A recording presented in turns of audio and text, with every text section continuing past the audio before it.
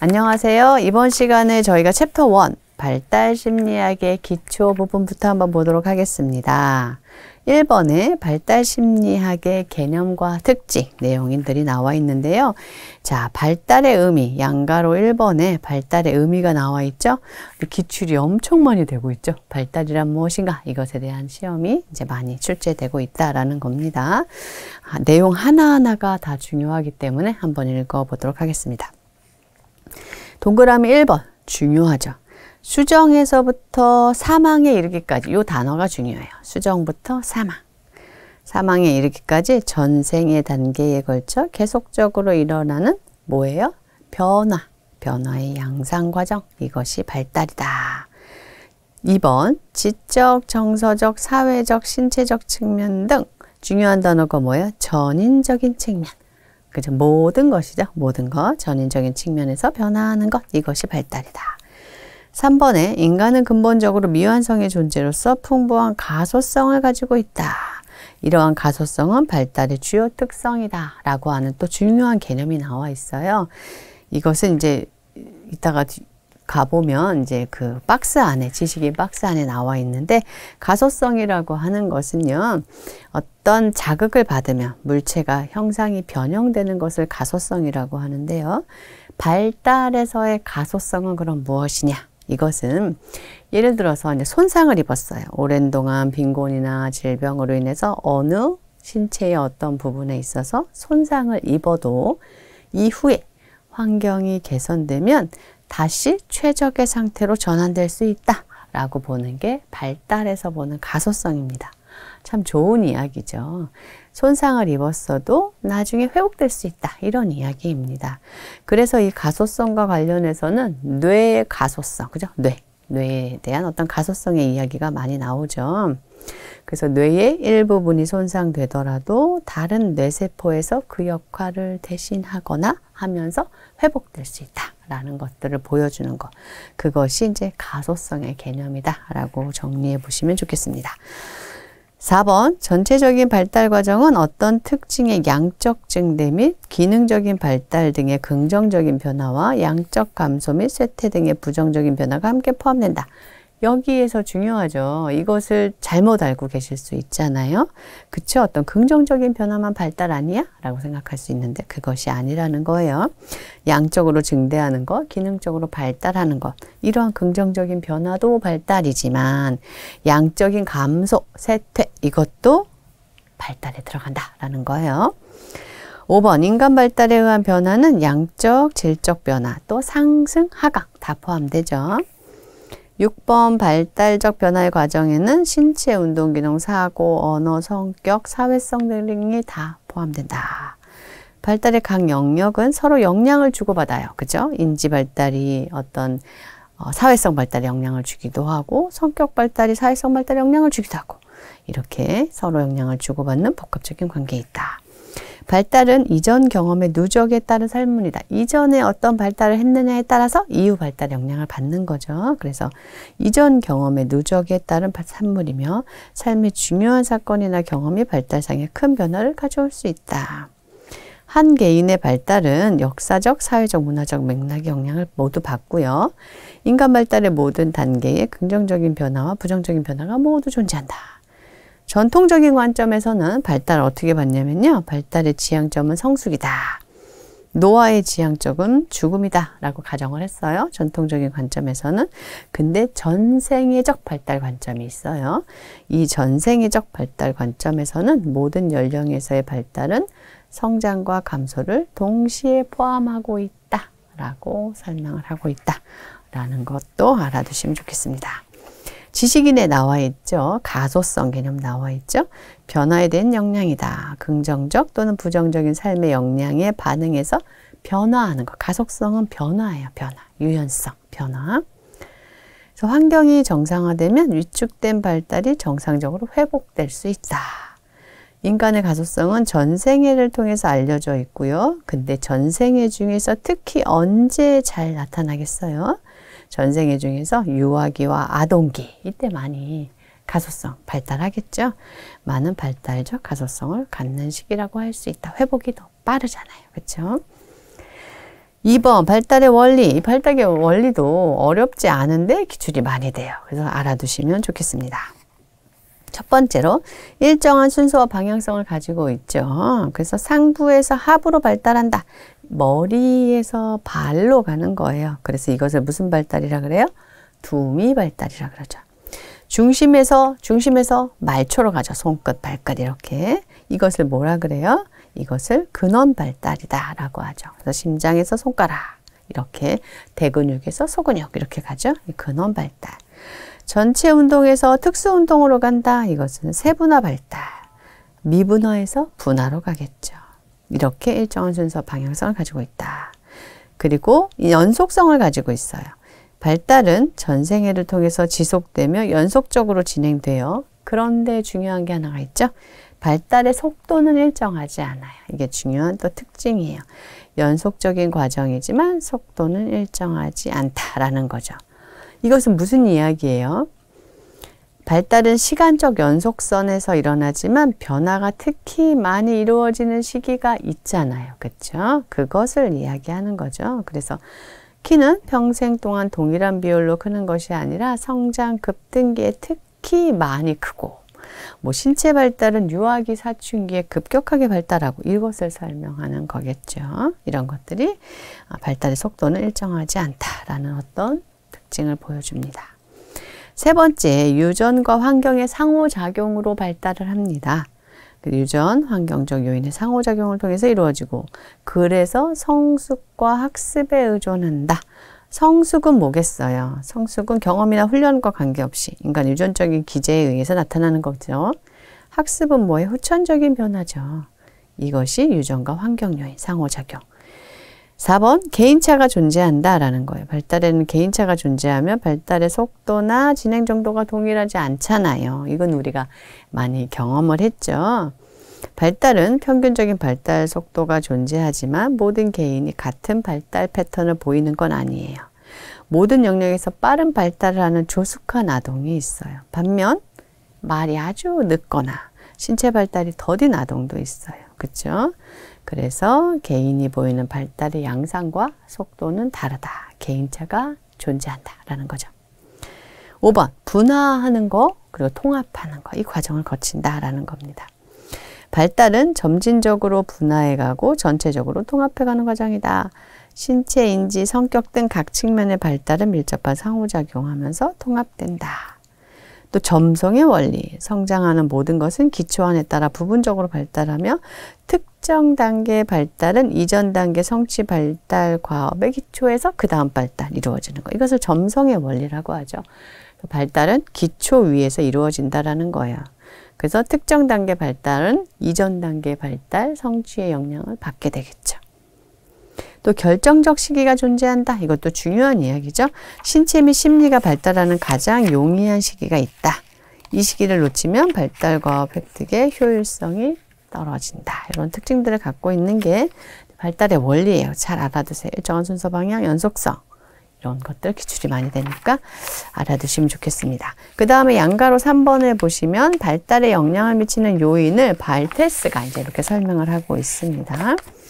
발달에 영향을 미치는 요인을 이론화해서 평생 발달의 이론을 제시한 학자가 이제 발테스인데, 이 발테스가 평생 발달 이론을 제시하면서 이렇게 영향 요인을 세 가지로 구분하고 있죠. 규범적인 연령 관련 요인, 규범적인 역사 관련 요인, 비규범적인 요인, 이렇게 설명을 하고 있습니다. 그래서 발달에 영향을 미치는 유전, 환경, 또 유전과 환경의 상호작용, 이것을 가지고 요 세 종류, 규범적인 연령 관련, 규범적인 역사 관련, 비규범적 요인, 이렇게 설명을 하고 있습니다. 여기서 규범적인 연령 관련 요인이라고 하는 것은 우리가 규범이잖아요. 규범. 이것을 표준 연령적 요인이다. 이렇게 설명하기도 해요. 표준. 그 다음에 규범적 역사 관련 요인은 표준 역사적 요인. 이 규범이란 단어를 표준이라고 번역하기도 한다는 이야기예요. 표준 역사적 요인이다. 이렇게 설명하기도 합니다. 그리고 비규범적 요인은 규범을 표준으로 바꾸면 되니까 비표준적 요인. 이렇게 설명을 하기도 하겠죠. 첫 번째 나와 있는 규범적인 연령 관련 요인은요. 사춘기, 폐경기 등을 경험하는 것과 같이 연령과 밀접하게 연결된 예측 가능하고 보편적인 경험이다 라고 하는 거니까 연령과 관계되는 거. 그래서 특히나 뭐예요? 유전적인 것과 많이 관련이 좀 되겠죠. 생물학적인 요인과 많이 관련이 되겠죠. 그 다음에 규범적인 역사 관련 요인은 전쟁, 기근, 뭐 경제성장, 인터넷 사용, 남녀평등. 그래서 역사 관련 요인들은 동일한 역사적 시기에 태어난 출생 동시 집단 간의 차이를 가져오기도 하고 출생 동시 집단 효과를 그래서 만들어내는 거죠. 이것이 규범적 역사 관련 요인이다. 그래서 한 세대 집단에 공통되는 경제적인 상황이나 사회적 변화 이런 것들이 규범적인 역사 관련 요인이 되겠죠. 이런 것들이 발달에 영향을 준다라는 겁니다. 그 다음에 비규범적인 요인이라고 하는 것은 개인이 경험한 어떤 사건이에요. 그래서 각 개인의 독특한 경험, 그래서 질병, 사고, 실직, 이직 이런 것겠죠. 이런 것들이 발달에 영향을 준다라는 거죠. 그래서 연령과 관련된 요인이 영향을 주기도 하고 그리고 역사와 관련된 요인, 그죠? 역사와 관련된 요인이 영향을 주기도 하고 개인이 경험하는 사건, 이것이 발달에 영향을 주기도 한다라고 설명을 하고 있는 게 이제 발테스가 설명한 평생 발달 이론에서 제시하고 있는 영향 요인이다. 이렇게 정리해 볼 수 있겠습니다. 그 다음에 2번에 보시면요. 발달의 특징과 영역 한번 보도록 할게요. 발달의 특징, 양가로 1번에 한번 보시면 적기성이 있다. 결정적 시기가 있다라는 거죠. 그래서 우리가 뭐 그런 얘기 많이 하잖아요. 언어는 언제 학습하는 게 빨리 습득하게 된다. 이런 거 있죠. 그래서 어떤 발달 과업을 성취하는 데에는 결정적인 시기가 있다. 또 기초성. 인간 발달의 과업은 대부분 기초기에 이루어지므로 초기의 발달상 지체가 후일의 발달에 지대한 영향을 미친다. 우리가 읽어보기만 해도 좀 상식적으로 이해가 좀 되죠. 불가역성. 가역이라고 하는 것은 되돌아가는 거잖아요. 근데 불가역이죠. 어떤 특정한 시기에 발달이 잘못되는 경우 추후 그것을 교정, 보충하는 데는 한계가 있다. 누적성, 발달상의 결손은 누적돼서 회복을 더 어렵게 한다. 상호 관련성, 아동 발달의 여러 측면들은 서로 밀접하게 연관되어 있다. 인지 발달이 좀 돼야 사회성이 발달해요. 인지 발달이 좀 돼야 도덕성도 발달하고. 그래서 도덕성 발달을 얘기했던 콜버그도 인지와 관련해서 설명을 하잖아요. 이런 것들처럼 어떤 상호 관련되어 있다라는 겁니다. 적기성, 기초성, 불가역성, 누적성, 상호 관련성. 이번에 발달의 영역별로 한번 살펴보면요. 신체 발달이 있겠죠. 외적인 변화가 나타나는 또 인지 발달이 있겠죠. 또 심리, 사회적인 발달이 있겠죠. 이 심리, 사회적 발달에는 사회성 발달, 정서 발달, 뭐 자아 개념, 성격과 대인관계 능력 이런 것들이 됩니다. 또 규준적인 발달이라고 하는 것은 구성원을 특징 짓는 발달적인 변화. 그러니까 규준이라고 하니까 전형적인 발달을 얘기하는 거고요. 개별적인 발달은 개인적인 발달을 얘기하겠죠. 이런 개념으로 이해해 두시면 좋겠습니다. 그 다음에 두 번째로 발달 심리학의 연구 방법론 한번 보도록 할게요.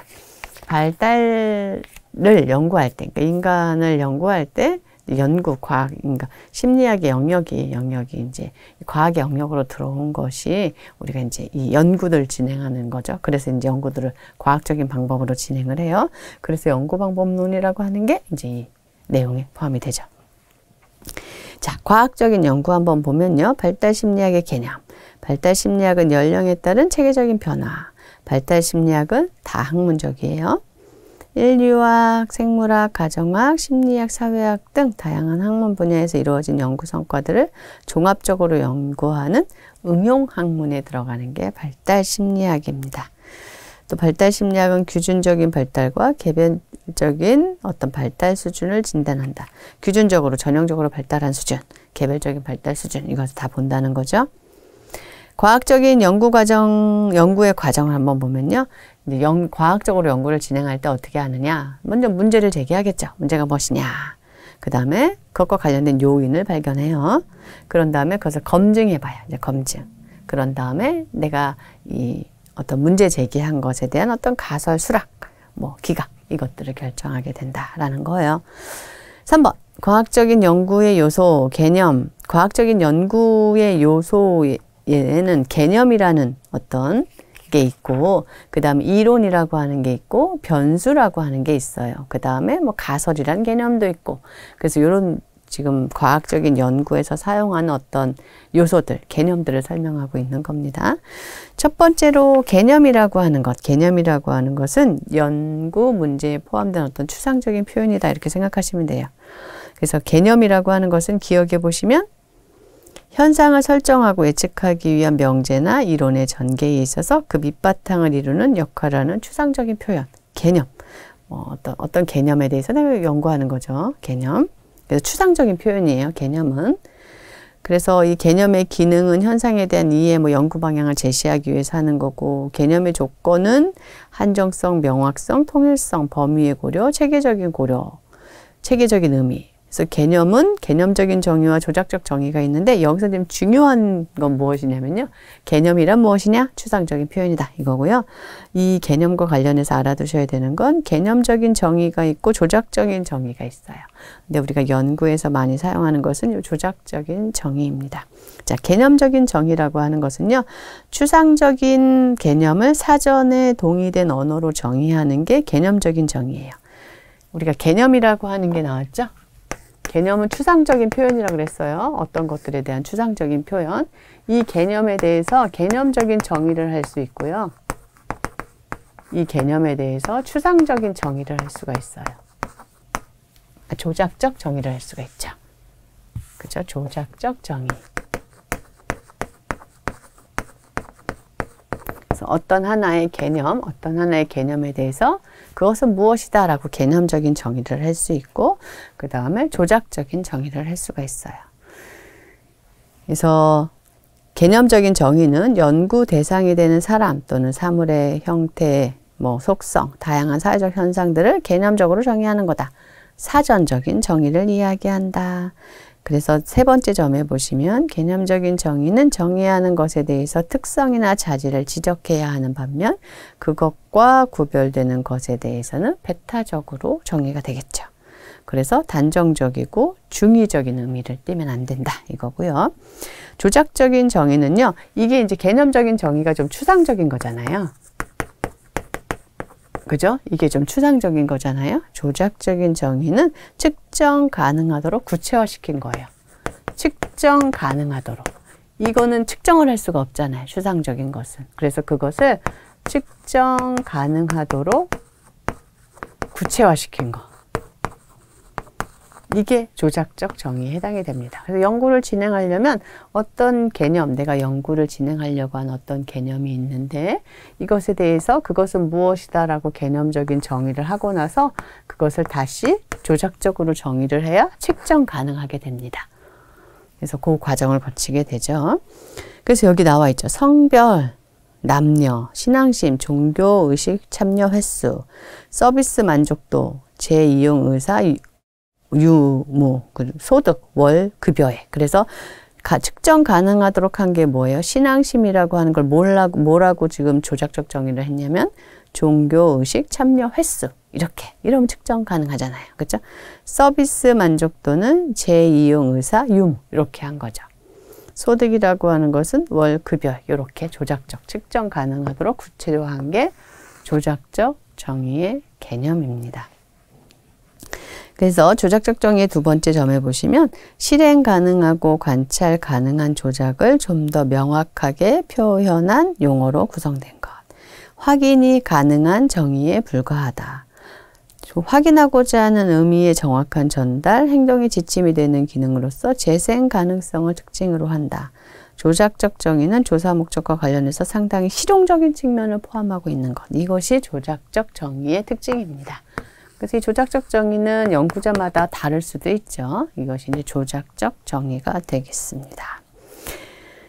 그래서 개념을 가지고 이제 구체화하는 과정이 처음에 개념을 잡고 그 개념에 대해서 개념적 정의를 하고 그 다음에 그것을 조작적 정의를 하는 거죠. 그 다음에 측정을 하는 거예요. 측정. 미음의 이게 과정이 잘 설명되어 있죠. 하나의 개념이 있으면 그 개념에 대해서 개념적 정의를 내리고 그것을 바탕으로 측정 가능하도록 조작적 정의를 내리고 그것을 이제 측정할 수 있는 이 과정을 거치게 되죠.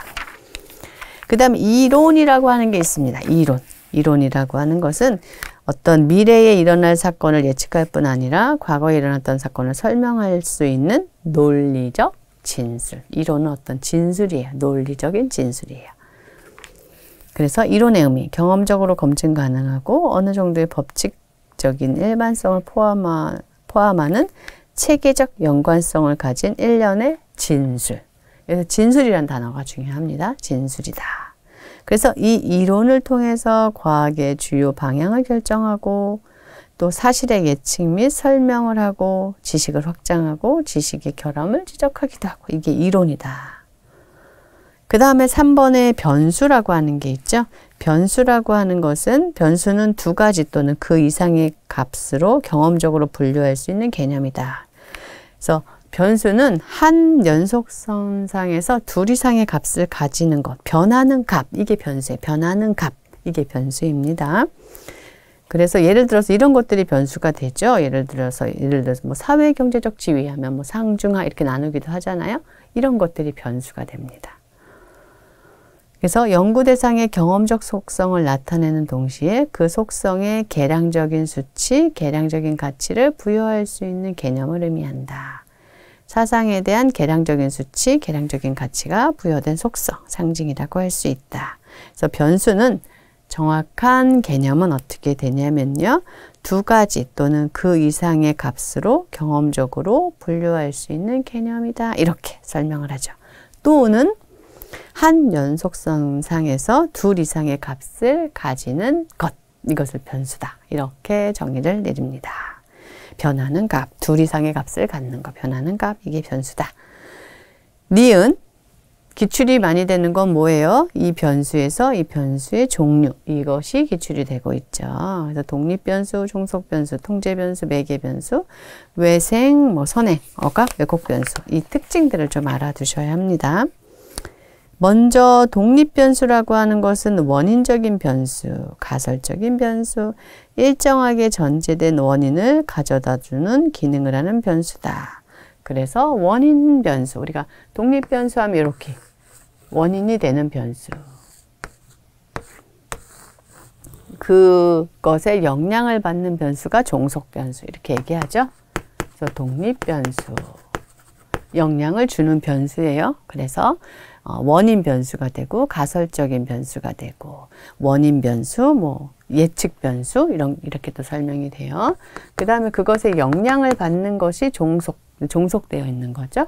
그래서 종속 변수다 이렇게 설명을 하죠. 그래서 결과적인 변수죠. 종속 변수는 독립 변수의 원인을 받아서 일정하게 전제된 결과를 나타내는 기능을 하는 변수다. 이것이 결과 변수. 이것이 이제 설명 변수라고도 하거든요. 독립 변수를 설명 변수. 그러니까 이것은 피설명 변수도 이렇게 설명하기도 하겠죠. 그렇죠? 그리고 이것을 원인 변수라고도 하잖아요. 독립 변수를 원인 변수라고 하니까 이것을 뭐라 그랬겠어요? 결과 변수 이렇게 얘기하겠죠. 그리고 얘를 또 예측 변수라고도 해요. 예측 변수. 그럼 여기는 뭐가 돼요? 피예측 변수가 되겠죠.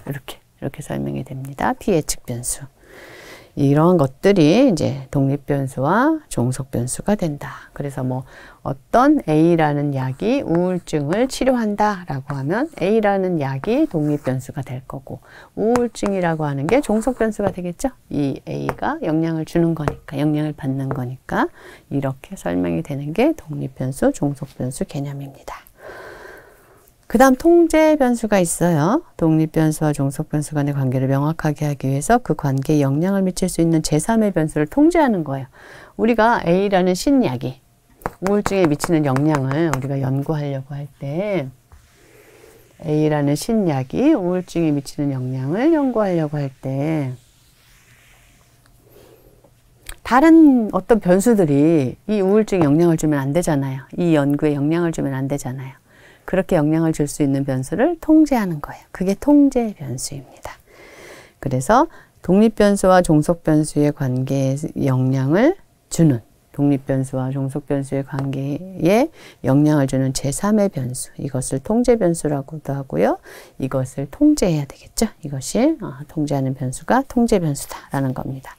그 다음 매개변수라고 하는 게 있어요. 매개변수는 독립변수와 종속변수 간에 직접적인 관련이 없으나 제3의 변수가 두 변수의 중간에 매개자 역할을 해서 두 변수 간에 간접적인 관계를 맺도록 하는 변수다. 매개변수는 독립변수의 결과인 동시에 종속변수의 원인이 되는 변수다. 그래서 두 변수 사이에서 매개자 역할을 하는 변수를 우리가 매개변수라고 합니다. 여기에 보통 이렇게 표시가 되죠. 그래서 독립변수가 여기 영향을 주고 여기가 또 여기에 영향을 주는 거죠. 이게 이제 매개변수가 됩니다. 그래서 예를 들어서 뭐 이런 연구가 있다고 해요. 부모의 사회경제적 지위가 또 우리가 아이들, 그죠? 어떤 뭐 아이들의 어떤 성적, 학업 성취도에 미치는 영향을 본다고 하면 부모의 사회경제적 지위가 독립변수가 되고 아이들의 학업 성취도가 종속변수가 되죠. 이때 매개변수 하나를 측정할 수 있겠죠. 매개변수가 부모의 어떤 교육에 대한 관심, 이렇게 볼 수가 있죠. 그래서 부모의 사회경제적 지위가 아이들의 학업 성취도에 미치는 영향을 볼 때 매개변수로 우리가 부모의 어떤 교육에 대한 관심, 투자 이런 것들을 매개변수로 보면서 연구를 진행을 할 수도 있습니다. 그래서 두 변수 관계에서 매개자 역할을 하는 변수다. 그래서 이 매개변수는 독립변수의 결과가 되죠. 그리고 종속변수에는 원인이 되죠. 이렇게 설명할 수 있겠죠. 이것이 이제 매개변수가 된다. 그 다음 외생변수, 독립변수와 종속변수 간에 상관관계가 있는 것처럼 보이지만 실제로는 두 변수가 우연히 어떤 변수와 연결됨으로써 마치 인과적 관계가 있는 것처럼 보이도록 하는 변수, 이것을 우리가 외생변수라고 합니다. 이것은 이 개념으로 그냥 알아두시면 좋겠어요. 선행변수, 인과관계에서 독립변수에 앞서면서 독립변수에 유효한 영향력을 행사하는 변수를 말한다. 선행변수, 독립변수에 앞서면서 영향을 주는 것. 억압변수, 두 개의 변수 간의 상관관계가 있으나 그와 같은 관계가 없는 것처럼 보이게 하는 변수를 우리가 또 억압변수라고 합니다. 또 왜곡변수, 두 변수 간의 관계를 어떤 식으로든 왜곡시키는 변수. 여기 외생변수, 선행변수 또는 억압변수, 왜곡변수는 이 개념들을 알아두시면 좋겠습니다. 그 다음에 상관관계 한번 보도록 할게요. 상관관계. 상관관계라고 하는 것은 둘 또는 그 이상의 변수 간에 존재하는 관계의 정도. 상관관계로 인과관계를 결정할 수는 없어요. 그래서 정적 상관, 그러니까 상관 관련이 있다라는 거야. 상관 관련이 있다. 그래서 관련이 있는 정도, 이것을 표현하는 게 상관관계입니다. 그래서 이 상관관계에는 정적 상관이 있고 부적 상관이 있어요. 정적 상관은요, 한 변수가 올라가면 다른 변수도 같이 올라가는 거. 이게 정적 상관이고요. 부적 상관은 한 변수가 올라가면 다른 변수는 내려가는 거. 이것을 부적 상관. 그러니까 정적 상관이든 부적 상관이든 다 상관이 있는 거예요. 다 상관이 있는 거고, 상관이 있는데 상관이 정적으로 있느냐, 부적으로 있느냐, 그 이야기를 하는 거죠. 이것이 상관관계입니다. 그래서 이 상관관계는 이제 이것은 상관 분석을 하게 되는데, 상관 분석 한번 보면요, 변수 간의 상호관계 정도를 분석하는 통계적인 기법이 상관 분석이다. 한 변수가 변할 때 다른 변수가 어떻게 변하는지 설명해 주죠. 뭐 정적으로 변하는지 부적으로 변하는지, 관련이 없는지. 한 변수가 다른 변수와 어느 정도의 관련성을 가지고 변하는지를 알아보기 위해서 하는 게 상관 분석이 되죠. 그래서 그것을 통해서 상관계수를 얻게 되는데, 상관계수는 두 변수 간의 상관 정도를 하나의 값으로 요약하는 수치다. 두 변수 또는 여러 변수 간의 관계 정도를 나타내는 계수다. 그래서 이 상관관계에서 나타나는 이 점수는 마이너스 1에서 1의 값을 가져요. 1은 완전히 똑같은 거죠. 그래서 이 마이너스 값을 갖는 것은 부적 상관을 갖는 거예요. 한 변수가 변할 때 다른 변수는 낮아지는 거. 플러스 값을 갖는 것은 정적 상관을 갖는 거죠. 0은 상관이 없는 거예요. 이것이 이제 상관 분석을 통해서 나오는 어떤 수치가 되겠습니다. 4번 가설 한번 볼게요. 가설의 의미는 둘 이상의 변수 또는 현상 간의 관계를 설명하는 검증되지 않은 명제다. 그래서 가설에는 예를 들어서 뭐 이런 것들이 있죠. 가설은 연구 문제를 해결하려고 세우는 게 가설이잖아요. 그래서 이 가설의 종류를 보면 연구 가설이 있고 연가설이 있죠. 연구 가설이라고 하는 것은 연구 문제에 대한 잠정적인 대답이다. 연구자가 제시하는 가설이 연구 가설이에요. 나 이거 알아보고 싶어. 이게 연구 가설이에요. 그래서 경험적으로 검증 가능하도록 진술을 하죠. 그래야 연구를 진행할 수 있으니까. 그래서 실험적 가설, 과학적 가설이라고도 한다. 그래서 이렇게 표현하는 거죠. 연구 가설. A는 B보다 뭐뭐뭐뭐이다. A와 B는 차이가 있다. 차이가 없다. A는 B보다 크다. 뭐 이런 것들을 보는 거. 이런 것들이 이제 연구 가설이 돼요. 그래서 남학생과 여학생 간의 성적에는 차이가 있을 것이다. 이게 연구 가설. 연구자가 보고 싶은 거예요. 이게 연구 가설이고요. 이것을 검증하기 위해서 우리가 이 연구 가설을 바로 보는 것이 아니라 연가설을 설정해요. 그래서 연가설이 기각되면 연구가설이 채택이 되는 거예요. 연가설이 채택되면 연구가설이 기각되는 거예요. 이렇게 연가설을 가지고 검증을 합니다. 그래서 연가설이 나오는 거예요. 이 연가설은 귀무가설이라고도 하죠. 연구가설과 논리적으로 반대 입장을 취하는 가설이다. 처음부터 버릴 것을 예상하는 가설이다. 대상 간의 차이 및 관계가 없거나 그것이 유의미하지 않을 경우에 가설에 해당된다. 연구가설은 연가설이 직접 채택될 수 없을 때 자동적으로 받아들여지죠. 그쵸? 그래서 직접 검증할 필요가 없는 반면 연가설은 직접 검증을 해야 된다. 연가설을 검증해서 연가설이 기각되냐 채택되느냐에 따라서 연구가설을 기각하고 채택한다고 했죠. 연구가 그렇게 진행이 됩니다.